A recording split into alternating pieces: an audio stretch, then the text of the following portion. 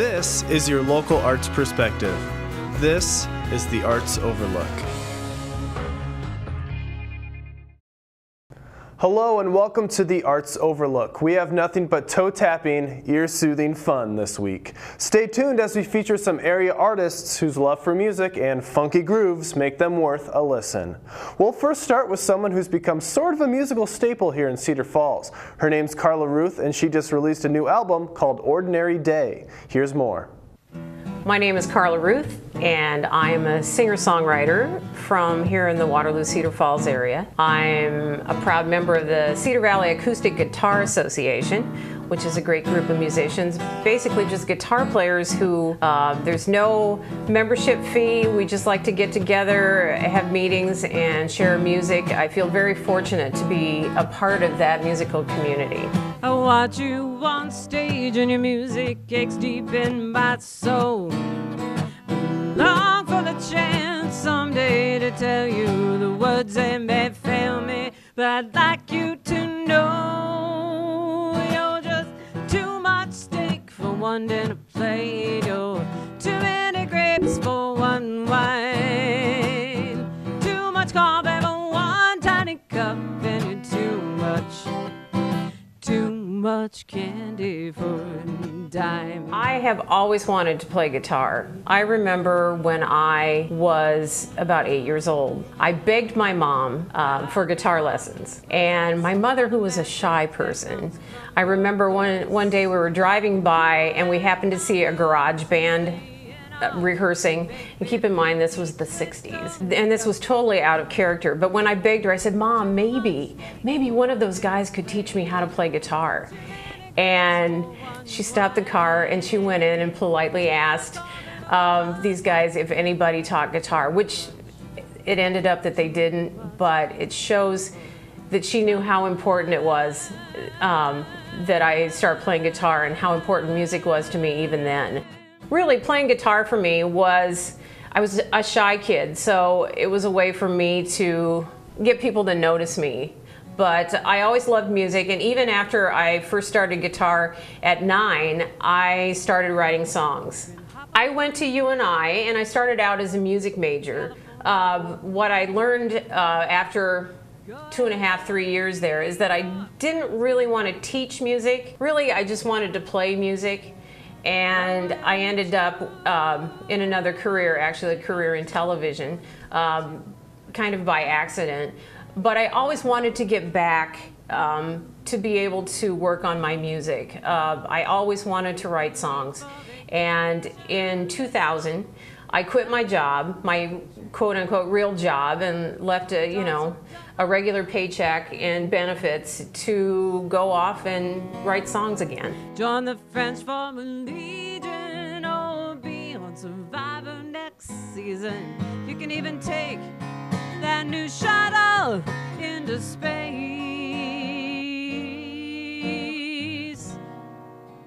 There were so many good songwriters that came out of the 60s and 70s, and that inspired me to want to write my own music. I figured there's always going to be people who play guitar better than I do. There's always going to be people who maybe sing better than I do.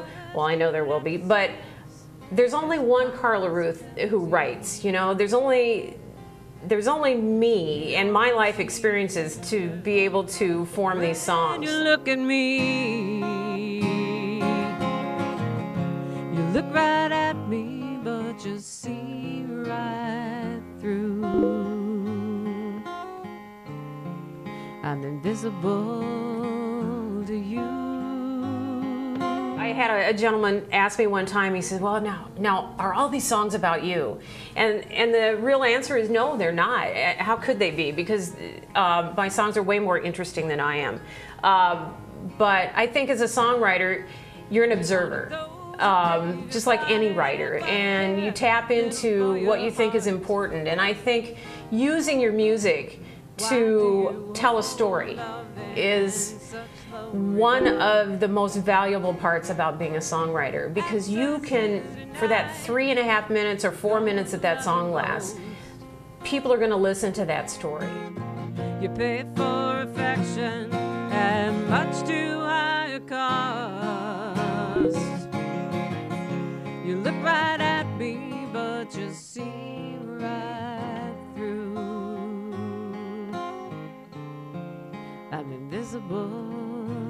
to you. I'm invisible to you. There's a song that I wrote about my dad that it's called Your Shirt, and after my dad passed away, I remember when I wrote that song, I cried a lot. And after you kind of work through that and then you're able to perform the song, I think that a lot of that emotion still comes through the song, even though you're able to sing it without crying. Keep your shirt in my closet. It hangs with rolled up sleeves. I never dreamed I would have it, 'cause I never thought you would leave. I had somebody come up after the show and just say, you know, because the gist of that song is that I keep my dad's shirt in my closet. I never thought I would have it, but I never thought you would leave. And she came up to me and she said, you know, I still have, and I can't remember what she said, if it was a hat or shoes or whatever of her dad's, but the point is that my song hit a nerve with her. It was something that she could relate to, and to me that's the biggest compliment you can get, is someone who it touches so deeply, the words that you wrote and the melody, that it made them feel the same thing that you felt when you were writing the song.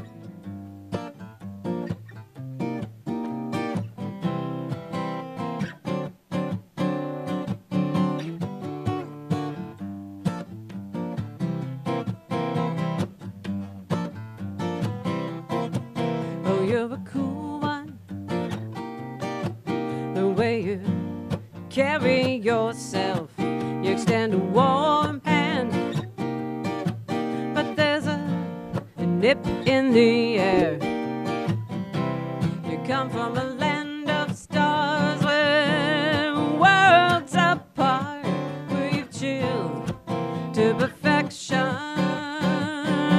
Your ice cold heart, your ice cold heart.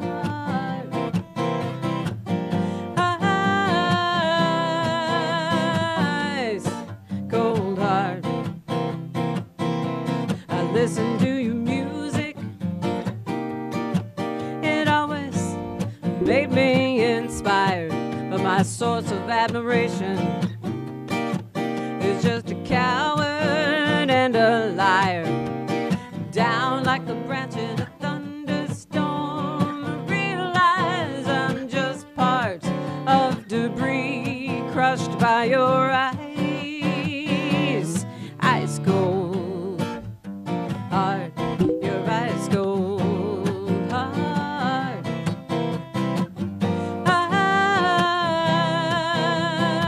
Ice cold heart.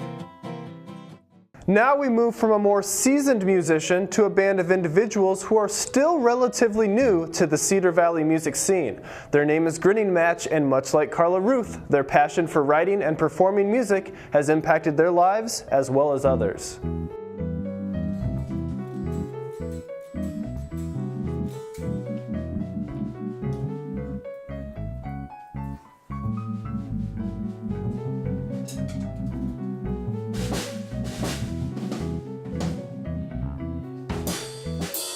Image. It's a tool many musicians use to market their sound. Judging by the looks of many bands, you can hear their music before even turning on the stereo.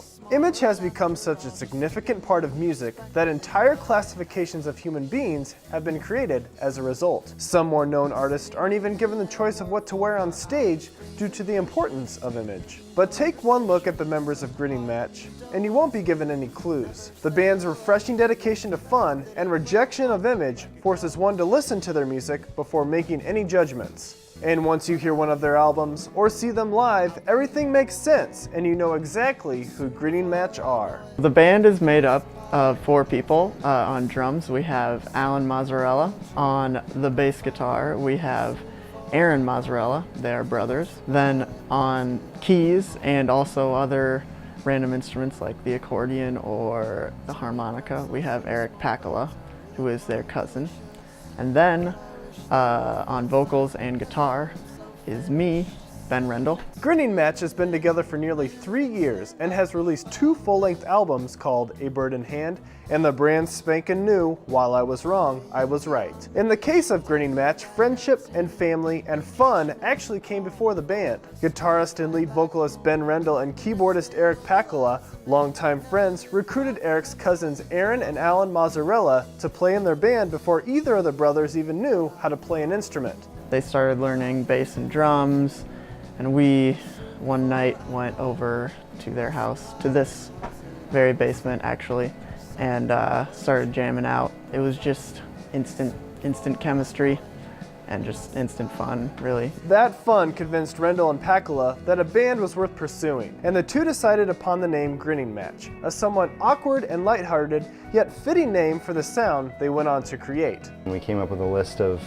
potential names that were all old British sayings. We basically just kept narrowing it down, and we'd like sit in church together and like have a list of names, and we'd be like crossing them off.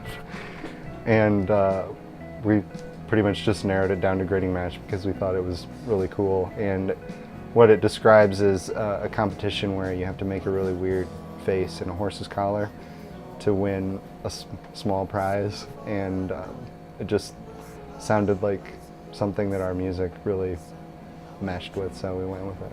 Grinning Match has a youthful sound, and its lyrics often address issues of becoming older. And that makes sense considering its members consist of postgraduate, college, and even high school-aged individuals. Rendell's lyrics seem to strike a chord with many of his peers who show up and often sing along and dance at their live performances. The lyrics, they try to stay positive, but they're also kind of realistic and just deal with everyday struggles. Struggling with being awkward or not really misunderstood, but just not really knowing what the right thing to do is always. And so one of the songs I think really demonstrates that is it's called House in My Body, and it's kind of dealing with struggles with kind of peer pressure and just the pressures to kind of be with someone or be in a relationship, and how sometimes it really seems like a race. No one said it was a race. No one said it was a race. There's an echo in this place. There's an echo in this place. No one said it was a race. No one said it was a race. That high energy exudes on the different types of stages Grinning Match has graced, having played everywhere from a campground to a parade to Des Moines' 8035 Music Festival. The band strives to keep things upbeat and light. Before shows, we usually have like a little huddle, and we just kind of shake it all out, do stretches, and one thing we like to do before shows is we like to do a jumping contest, just see who can jump the highest, and that's just a fun way of getting our minds off what we're about to do and just having fun and getting the nerves out. Ben usually wins. Whether the band goes on to become a worldwide sensation or not doesn't seem to stress out the members of Grinning Match. It's the simple joy of creating and performing music with friends and family that seems to keep the project moving along. And like many instances in life, it will be the small, funny anecdotes that will always be the most vivid in their minds. Well, we were practicing, I guess, too late. One night it was like 10 or 11 or something like that, and we got a complaint the next morning from my neighbor who lives right across the street. She said to my mom that her son's in a professional band and they stop at about 9 o'clock. Their name is Slipknot. I don't know if you've heard of them, and my mom, she doesn't know bands at all. So she's like, yeah, all right, I'll tell him. So she came back and she was like, yeah, we got a complaint from the neighbor. You gotta kind of keep it down a bit and cut it off at 9. And she was like, she said her son was in some band, like Slip Rope or something like that. And we're like, Slipknot? And she's like, that's the one. And we're like, are you serious? And so we listened to her after that, so we stopped practices at about 9.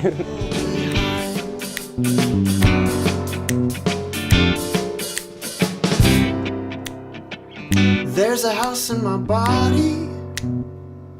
There's a home in my heart.